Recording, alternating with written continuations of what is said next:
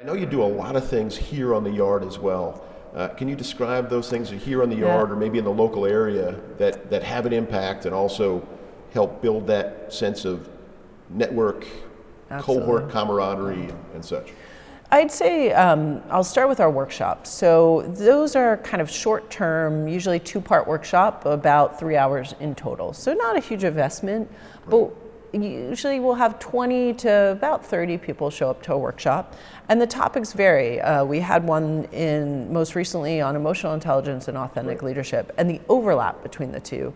And the group got to participate in various tables focusing on we hear this word, emotional intelligence, authentic leadership, quite a bit. And people generally kind of understand what they are, but in the kind of leadership world or the field of leadership, there's a lot to them. They're very nuanced concepts. And so we spend time not teaching with a slideshow, but actually having people get their hands dirty. So it's interactive. It's interactive, participative, to understand, well, what does it mean to have empathy? How do you actually read somebody else's emotions so when you're giving them feedback, you can understand what's happening? And so we spend time breaking down those activities. And I'll say it's fun to watch because it definitely can be a little bit, that one in particular, a little bit out of people's comfort zone. Yeah, sure. But the feedback is phenomenal.